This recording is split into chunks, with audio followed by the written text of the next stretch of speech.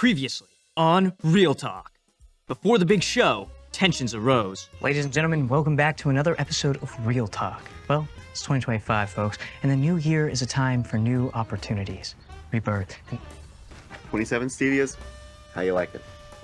thank you, Alex. Of course.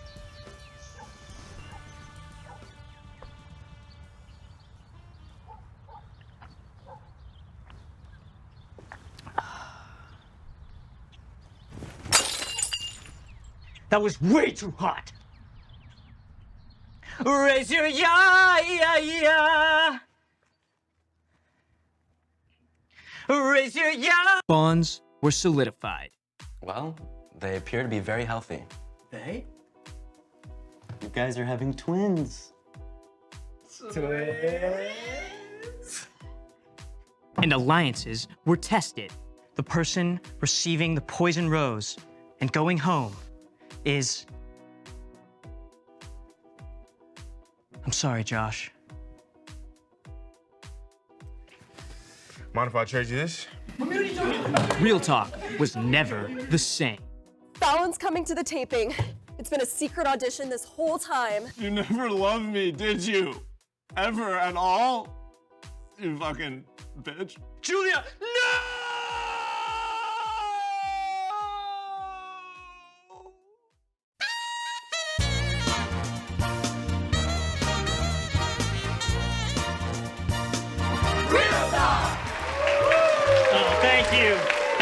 Thank you. Welcome in, or should I say welcome back to another episode of Real Talk.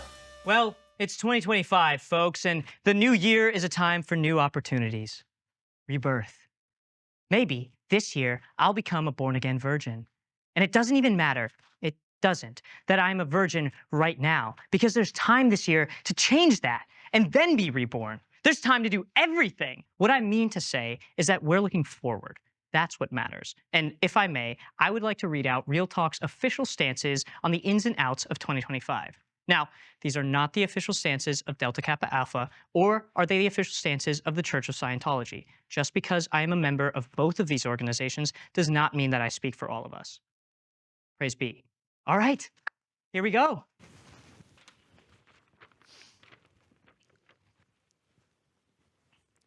In, speaking your truth, diva.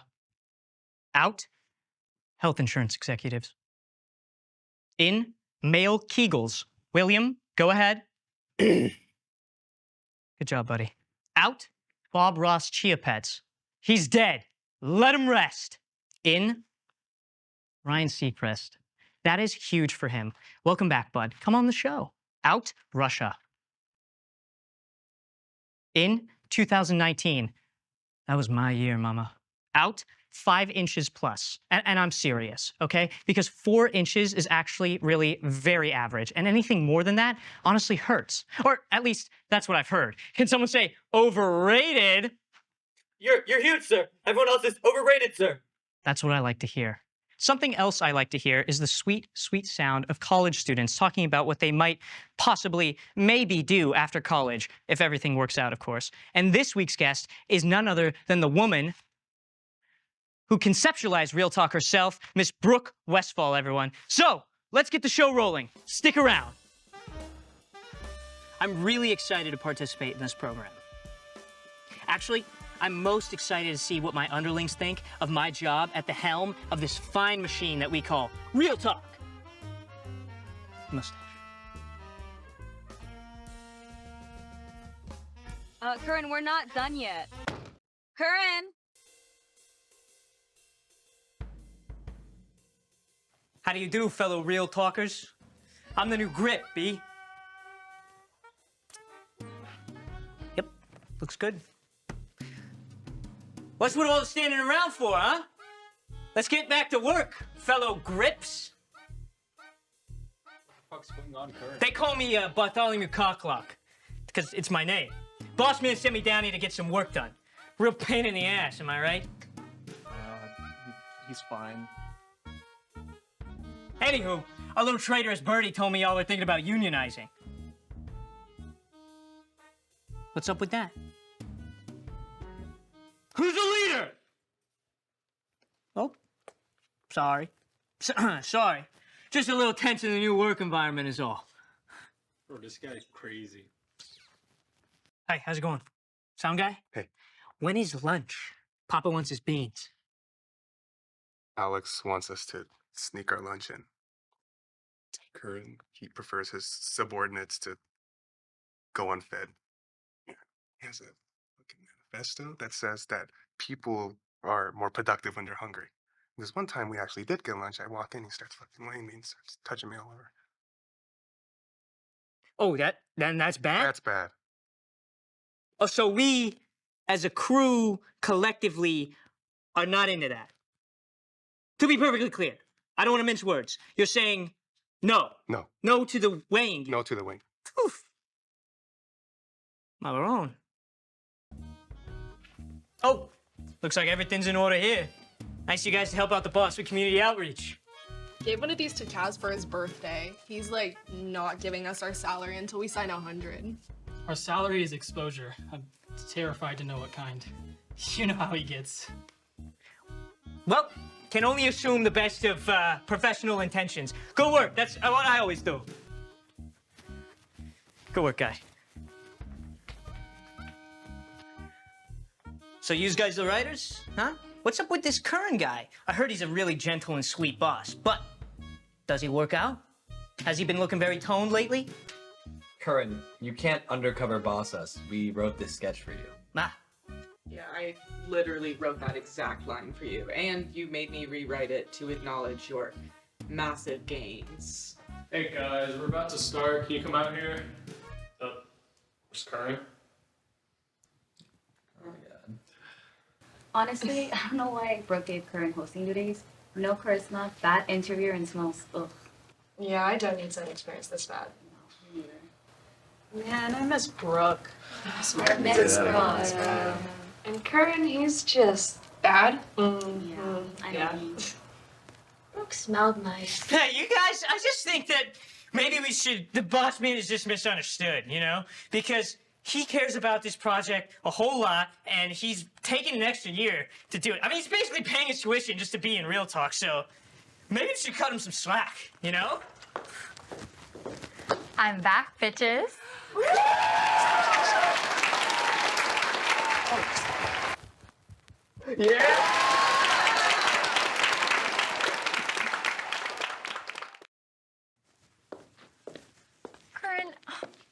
Curran, you okay, little guy?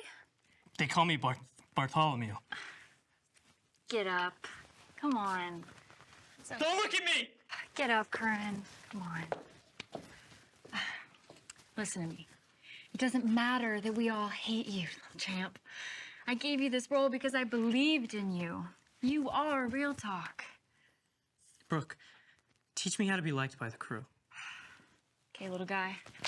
First, take breaks. They need to eat their beans, too. Beans. Come on. Learn to gossip with them. Make them feel like you're in it with them, you know? Like, watch this. Hey, guys. Doesn't Curran smell absolutely horrible? Yes, bro. See? Make the writers feel smarter than they actually are, you know? Listen to them talk, appeal to them on a personal level. Like, listen to this, ready? Hey, guys. Hey, guys, do you mind telling me why The Sopranos is just so good? I thought you would never ask. On top of the amazing writing, the characters have this moral ambiguity. I would argue some of it lies with the tone shift. Season 3 to Season 4, the September 11th attacks changed everything in The Sopranos. David Chase and HBO. See what I mean? Yeah. They changed everything. You can even help the Gaffer set up. Just come early and plug things in. Oh, Brooke. See? Just, it's not that hard, you know? Just be better. Maybe just say you're sorry and move on.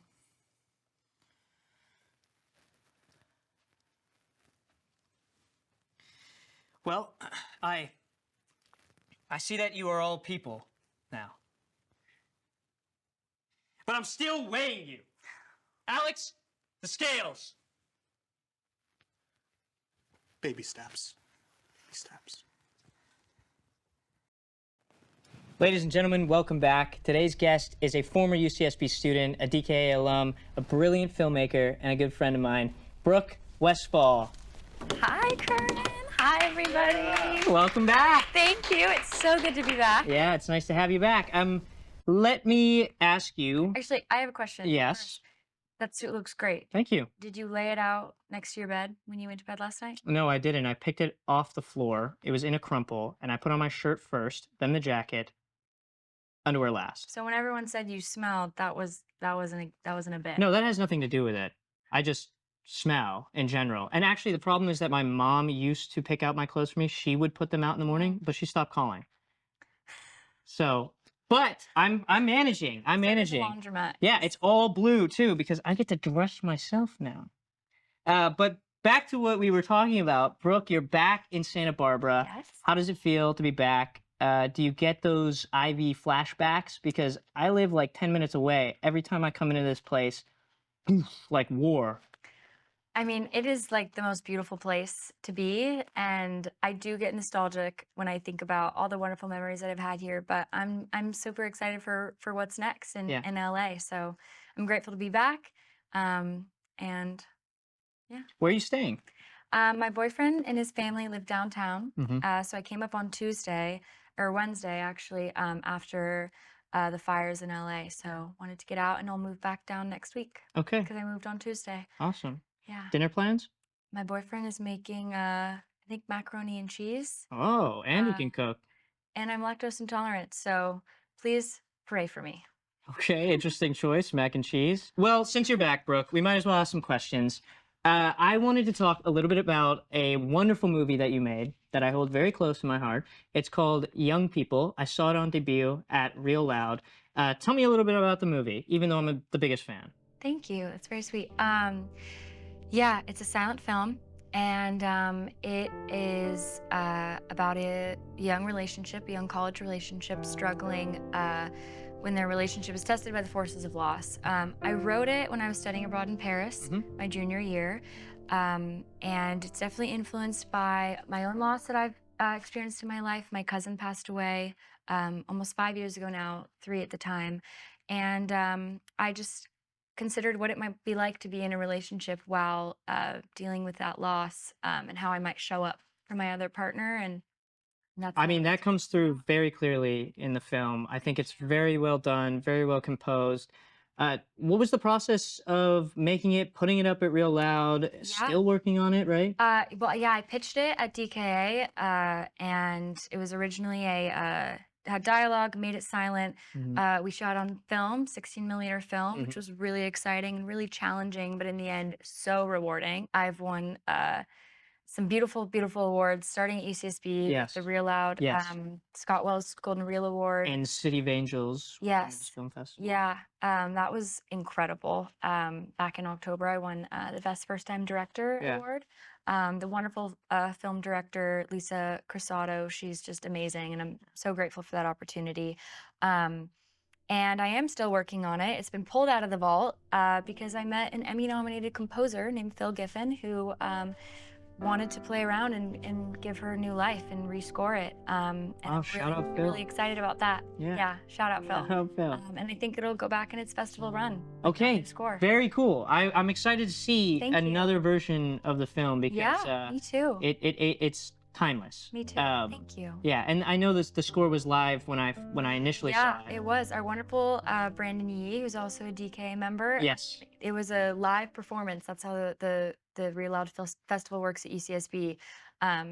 So yeah, it has a special place in my heart. Awesome. So now moving on, sorry to jump ship, but in the last 6 months, you've been working. And tell me a little bit about these last 6 months, this early LA period. I want to know what you've been up to. Yeah, I've slept on a lot of couches. Yeah. Not in the way you think. I wasn't ready to move down to LA yet.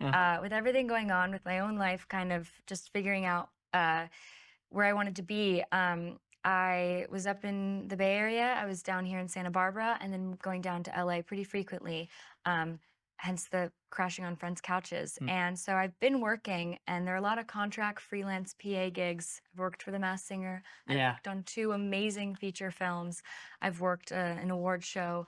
You said The Masked Singer? Yes. I love that show. I do too. You know, I saw. Tune in it. No, okay. I saw some. There was some Twitter activity I remember that I was watching. The Masked Singer was on, and I saw this pretty funny like promo push. It was some like, I love The Masked Singer. My husband's in prison. Huge fan base. Yeah, apparently all over the place, no matter where they are. Yeah. Yeah. Prison wives, everybody. 13 coming soon. Awesome. But sorry to cut you off. What else have you been working on? I'll be working on a music video February 1st. Awesome. And hopefully working something related to the Oscars weekend. Which Oh, I'm really? excited about. Yeah. And then I'm working on a short film of my own this year. Yeah. And I have a feature that I'm writing and hope to be done in my 5-year plan. Awesome. Yeah. All of our 5-year plans are definitely going to happen. They're all set in stone. Oscar, Tony. Yeah. No, okay. Yeah. EGOT, full set. We'll actually split them, and then we'll go from there. Speaking of writing and directing, what you've already worked on, what you plan to work on, I want to know, because in a similar vein, I've been trying to do similar projects. You know, writing and directing your own projects is maddening. It's difficult, and you are pretty good at it. So I just want to ask you about your process, how it comes to you, how you think about being a filmmaker. If you have anything that you'd like to share. Sure. I mean, I'm in the same boat as everybody else our age, you know, that wants to pursue this insane and really unstable career. But so I made 2 short films. My second one's called Proof of Life, and I finished in June. And that one we made in 48 days. And that one, I just said, I want a senior thesis film. I want to do this for myself, and I want to encapsulate what college means to me. And that's kind of how my process is. Sometimes I'm just caught with this idea and this passion and this need to get something down on paper and get it on screen. And yeah, I mean, the quiet moments, those are a lot of my process, when I put my phone down and when I put the book down and just spend time, you know, in traffic, in the shower. Yeah, I mean, anything will come to you, and it's like, that's how I operate. And then it's just about getting it down on paper, because the worst is when you have a good idea and you're like, that I'm gonna hold a gold statue at that one, and it's gone the next green light. Yeah. I know exactly how you feel. So one more question I'd like to know that is similar in vein to your writing process is, when you find yourself picking these moments that are impactful to your life, like young people, and encapsulating them in film, that is something that comes naturally and you can't really force it. But as far as like your greatest projects to come, how do you hope that these sort of things unfold and that way sort of looks for you? It's a beautiful question. I have no idea. I hope that they go smoothly. I hope that I learn a lot. Yeah. I hope that they reach the right audience, that I feel awesome about the stories that I'm putting out, that they inspire and move people. I hope that I have a lot of these ideas. Yeah. And I hope that I execute them, because that's the other hard part. You know, getting a team that you trust and getting it on getting the budget and just picking a date and doing it. Yeah. So yeah, I mean, I'm really excited about 2025. I have a lot of visions on my vision board that I hope come true. That I'm excited about. I'm excited for you too, and I can't wait to see what else comes, what else you come up with, what else you get up to. But I'm so glad that we were able to do this, because Miss Brooke Westphal, the inceptor of Real Talk, it's such a pleasure to have you here. Those ideas. I mean, look at this. I wrote down. Look at what we've built, Brooke. I'm so proud of you guys. I'm so happy. This day has been awesome. I'm so proud of you, Curran. I'm so proud of you, Alex, breaking the fourth wall. And I love what you guys are doing, and I just can't wait for the next guest to come on, because I know they're gonna have the best treatment and get the foot massage that I asked for that I didn't get. You didn't get that?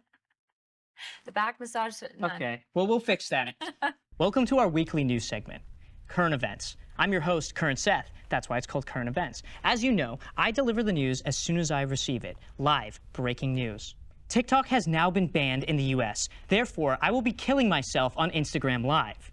Donald Trump has announced plans to perform blackface at his inauguration in honor of his favorite politician, Ted Danson.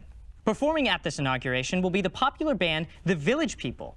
Insiders say this confused Trump as the Village People is what he calls Haitians. And in more racial news, the term POC, otherwise known as people of color, will now include white people. Alec Baldwin, following an endorsement from the NRA, has pledged to donate a portion of his yearly earnings to local gun owners struggling with mental illness. Thank you, Alec. And other news, Pete Hegseth, President-elect Donald Trump's defense secretary, has come out with a public statement saying, quote, I did not hit her, I did not hit her. That's from The Room. Unfortunately, President Jimmy Carter sadly passed away just 2 days before New Year's Eve. Sounds like someone didn't respect the balance. Chain restaurant Fuddruckers will be celebrating its 70th birthday this February. You know who won't be celebrating their birthdays ever? My mother, father, infant brother, dog, cat, turtle, family Corolla, and the giant light-up Fuddrucker sign off the 101. In an amazing and unprecedented scientific first, American black bears have recently been found mating in trees. Sadly, however, this is said to have displaced countless masturbating black bears who found the spot first. Experts say that some of the masturbating bears use tree sap as a type of natural lubricant, while others sadly had to dry rub. In local news, the Isla Vista Co-op might be in trouble, needing to raise over $200,000 over the next 2 weeks in order to stay open. But remember, as long as your shoplifting grocery total is under $1,000, you're good and you're not part of the problem. The Santa Barbara Mission recently canceled a program in its infancy that hoped to stoke future interest in clergy work by pairing children with active priests. Issues arose when the mission explained to modern parents their plan to pair children with active priests. The Santa Barbara International Film Festival will be February 5th to the 15th, which means another year that my girlfriend will use me as an excuse to drive up here, stay with me, go to the festival, and then have sex with one of the honorees.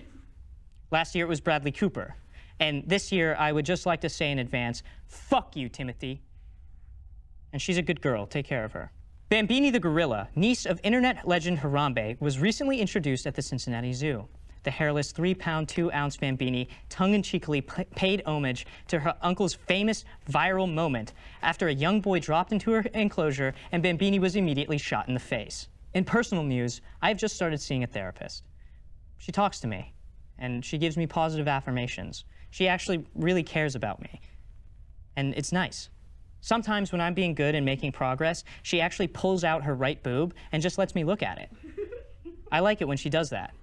She says if I change who I am enough, I might be able to touch it. Thank you, ladies and gentlemen. That's our news for tonight. Thank you, everyone. Thank you, everyone, so much for another great episode of Real Talk. Between a new year, a new episode, and new bullshit happening around us every single day, it is our commitment here at Real Talk to keep growing and evolving and bring a smile to your faces no matter what is happening around us. In fact, it is my New Year's resolution to make at least one person smile every day. The days of me walking into a room and seeing all the smiling and laughter disappear are over. I've decided that. So, crew, let me see some smiles. Sawyer, that's more of a grimace. You're fired. Now I'm smiling. Wow, what a great day and a great episode. And thank you very much again to everyone who's been working here on this. And thank you especially to our special guest, Brooke Westphal. That's all for our show, folks. Good night.